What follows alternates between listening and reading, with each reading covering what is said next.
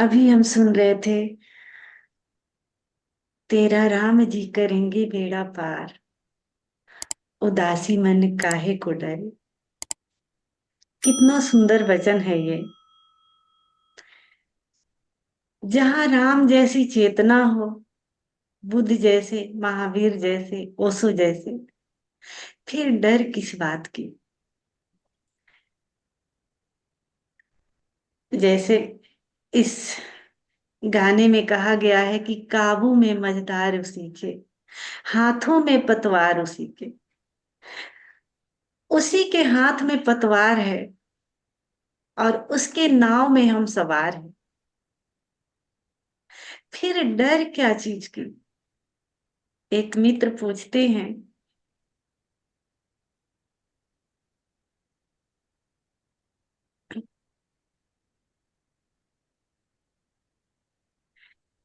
एक वीडियो हमने कुछ दिन पहले अपलोड किए थे जिसका नाम हमने रखा था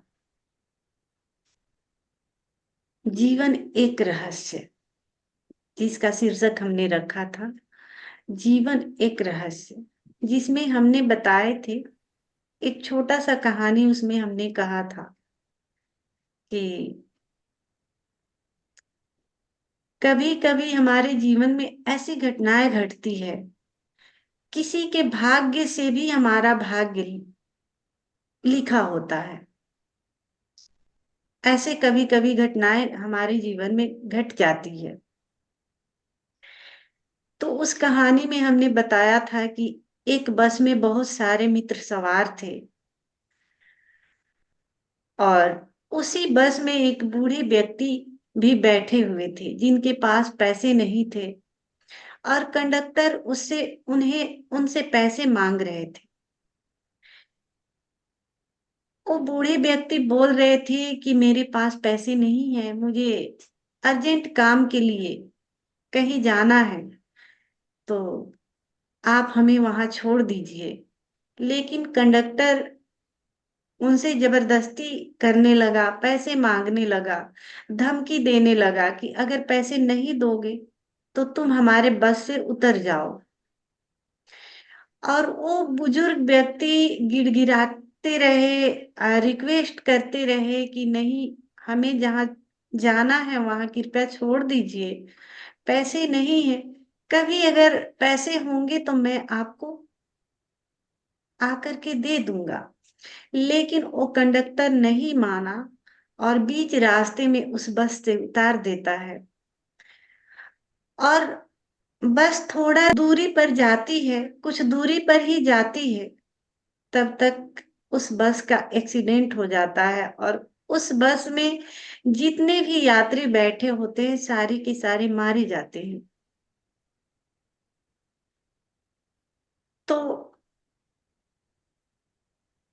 हमने उसी कहानी पर बताया था और कुछ और भी बातें चली थी।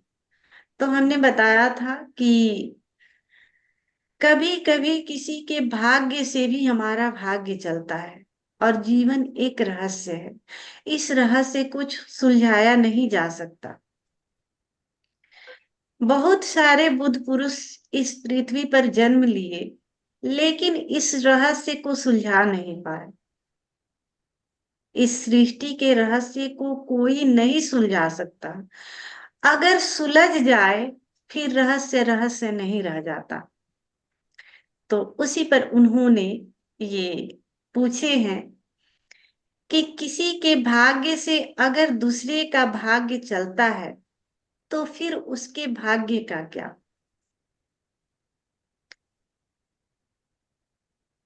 कभी कभी जीवन में ऐसे होता है कि हम पूर्व जन्म की कमाई लेकर आते हैं, अपना नसीब, अपना भाग्य।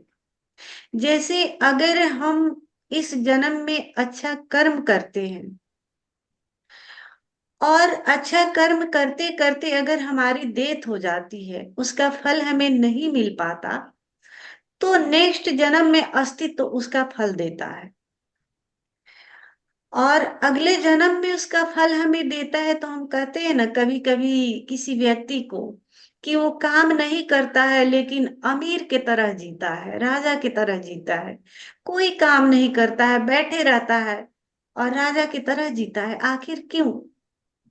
क्योंकि उसने अपने पूर्व जन्मों से वो भाग्य लेकर आया है। पूर्व जन्म में उसने अच्छे कर्म किए होंगे, जिसकी वजह से फल स्वरूप अस्तित्व उसे इस जन्म में दिया है। उस समय हो सकता है कि किसी कारणवश जो कर्म किए होंगे और उसका फल अभी आने वाला था और उसकी मृत्यु हो गई, तो उसका फल तो बाकी ही है, अस्तित्व अगले जन्म में दिया। और कभी कभी क्या होता है कि कोई कोई व्यक्ति काम करते करते भी उसके नसीब में सुख नहीं होता। बहुत काम करता है, बहुत स्ट्रगल करता है, अपने अपना पूरा जी जान लगा देता है, लेकिन उसको सुख और चैन नहीं मिलता। वही है कर्मों का, कि हो सकता है उसने अपने पूर्व जन्मों में ऐसे कर्म किए होंगे जिसके फल स्वरूप अभी भी उसको वो भोगना पड़ रहा है। ये हो सकता है, क्योंकि ये सब एक रहस्य है और रहस्य को सुलझाया नहीं जा सकता, अस्तित्व के रहस्य। ऐसे ही है जैसे ओशो के बचपन का मैं पढ़ रही थी, तो जिन लोगों ने ओशो को पाला बचपन में, उसमें से एक मग्गा बाबा थे, जो कि कहीं भी पेड़ के नीचे रहते, कहीं भी सो जाते, जो भी आता उनके मग्गे में कुछ पैसे जो खाने का सामान होता डाल जाता। वो किसी से बातें नहीं करते और लोगों को पता था कि ये जिस गांव में रहते हैं वो गांव बहुत सुखी संपन्न हो जाता है। जिस रिक्शे पर बैठ जाते थे उसका उस दिन रिक्शे का जो कमाई होता था बहुत ज्यादा होता था। तो लोग उनको चुराने लगे थे, यानी एक गांव से चोरी करके दूसरे गांव लोग ले जाते, दूसरे गांव के लोग तीसरे गांव ले जाते। जिस गांव में जाते वहां का माहौल अलग हो जाता, वहां सुखी संपन्न लोग हो जाते। ऐसे उनकी चोरी होती। जीवन एक रहस्य है, इस रहस्य को सुलझाया नहीं जा सकता। अगर ये रहस्य नहीं होता तो आखिर उनकी चोरी क्यों होती? हर व्यक्ति उनको उठा करके अपने रिक्शे में बैठा लेता और कहीं ले जाकर छोड़ देता। यानी जिस दिन उनको कोई अपने रिक्शे में बैठाता उस दिन उसका रिक्शा बहुत चलता, उसको बहुत कमाई होती। आखिर कैसे हो जाती? जरूर कोई ना कोई रहस्य काम कर रहा होगा। ये एक रहस्य है, मिस्ट्री है, इसको सुलझाया नहीं जा सकता। इस रहस्य को ऐसा होता है बहुत बार हमें देखने को मिलता है कि कभी कभी किसी के भाग्य के वजह से किसी का नसीब जुड़ जाता है। अगर वो व्यक्ति नहीं होता तो घर में बहुत परेशानियों का हमें सामना करना पड़ता है। कभी कभी ऐसा भी होता है किसी के भाग्य से वो घर बिखर जाता है। ऐसे भी कर्मों का होता है, जरूरी नहीं है। तो जीवन एक रहस्य है, इस मिस्ट्री को कोई नहीं सुलझा सकता। और सुलझ जाए तो फिर ये रहस्य रहस्य नहीं रह जाएगा। और जैसा कि उन्होंने कहा है कि और यदि भाग्य श्रेष्ठ है तो फिर कर्म का कर्म करने की क्या जरूरत है? भाग्य अगर श्रेष्ठ है तो कर्म करने की क्या जरूरत है? भाग्य और कर्म एक दूसरे से जुड़े हैं, ऐसे ही जुड़े हैं जैसे मुर्गी और अंडा। अब कोई मुर्गी और अंडे के रहस्य को सुलझाना चाहे तो कभी नहीं सुलझा सकता। अब कोई कहे कि पहले मुर्गी आया कि अंडा आया, अंडा आया कि मुर्गी आया, जीवन बीत जाएंगे, जन्म बीत जाएंगे, लेकिन इस रहस्य को कोई सुलझा नहीं सकता। यानी एक दूसरे से जुड़े हैं। मुर्गी और अंडा अलग नहीं है, बल्कि एक ही है। एक रूप अंडा का है और एक रूप मुर्गी का है। तो दोनों एक दूसरे से जुड़े हुए हैं, ये अलग है ही नहीं। तो जो लोग कर्म करते हैं उससे उसके आधार पर वो भाग्य निर्मित करते हैं। और जिसका भाग्य है, अगर फिर वो कर्म नहीं करे तो फिर ऐसे ही है जैसे हम पैसे कमाते हैं और जितना अर्जित कर लेते हैं उसके बाद कमाई करना बंद कर दे, तो उसका एक कोटा होता है, वो भी खर्च हो जाएंगे, उसके बाद भाग्य नहीं रह जाएगा। तो हमें दोनों को अर्जित करने होते हैं, भाग्य और कर्म एक दूसरे से जुड़े हुए हैं। ऐसा नहीं कि मैं अगर जन्म ले लिया और राज खानदान में मुझे संपत्ति मिल गई, मैं बहुत नसीब वाला हो गया, भाग्यशाली हो गया, इसका मतलब ये नहीं कि मैं अपना कर्म करना छोड़ दूं। अगर छोड़ देता हूं तो जो हमारे नसीब में भाग्य लिखा हुआ है वो भी धीरे धीरे धीरे धीरे एक दिन खत्म हो जाएगा, उसका भी एक कोटा होता है। फिर दूसरे जन्म के लिए हम अर्जित नहीं कर पाए, यानी अर्जित नहीं कर पाए तो दूसरे जन्म में हमें स्ट्रगल करने पड़ेंगे। इसलिए दोनों एक दूसरे से जुड़े हैं, यानी हम अगर राजा बन गए हैं किसी कर्मों के वजह से, तो फिर से हमें कर्म करते रहने पड़ते हैं, यानी हमें उस भाग्य को अर्जित करते रहने पड़ते हैं। तो ही अगर फिर से हमारी डेथ होती है, मृत्यु होती है, और फिर हम नेक्स्ट जन्म में अगर जन्म लेते हैं तो फिर वहीं से सिलसिला शुरू होती है, क्योंकि ये रहस्य है।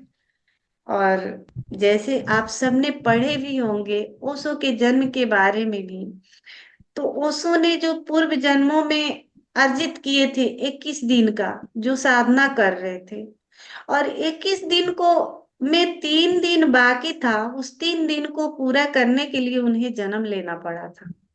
यानी ये सारा जुड़ाव है, ये अलग नहीं है।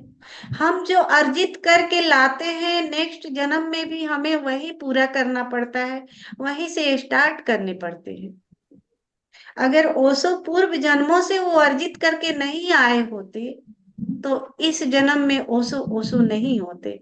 यानी बहुत जन्मों से उनकी ये सिलसिला चल रही थी अर्जित करने की, एक जन्म की बात नहीं है, बहुत जन्मों से ये सिलसिला चल रही थी उनकी साधना की। अगर जो लोग धन कमाना चाहते हैं, धन की मतलब जिस क्षेत्र में आप अर्जित करते हैं उसी क्षेत्र में आप आगे बढ़ते चले जाते हैं।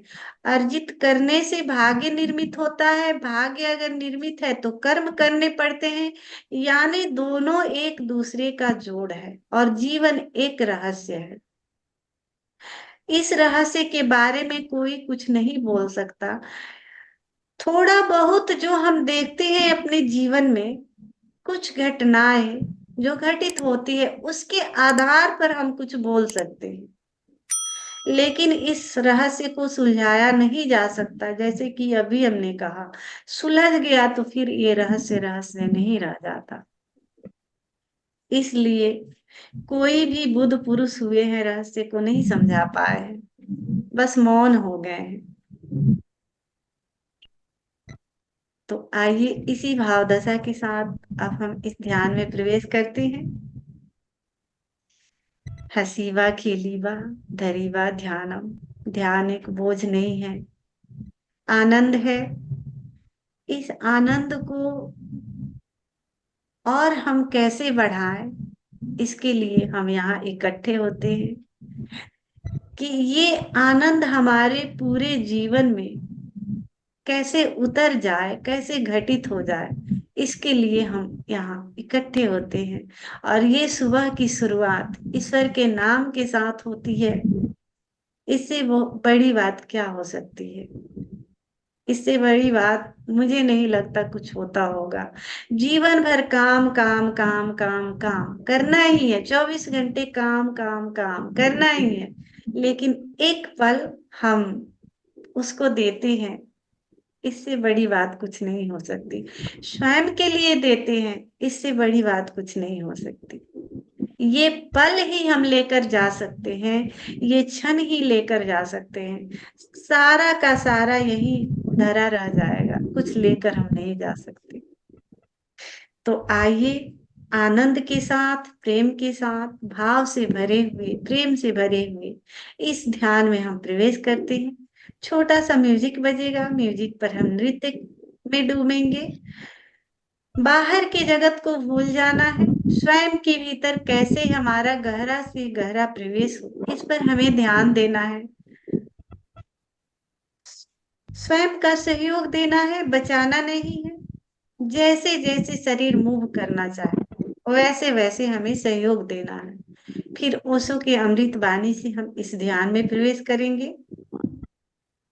और लास्ट का जो है प्रार्थना का जो संगीत बजेगा, उस पर हमें अस्तित्व को धन्यवाद देना है कि तूने इतना अच्छा अवसर हमें दिया, इतना हमें अच्छा अवसर दिया, इतना खूबसूरत जीवन दिया, सब कुछ दिया, इतना खूबसूरत शरीर दिया। इसके लिए मैं तुम्हें धन्यवाद करता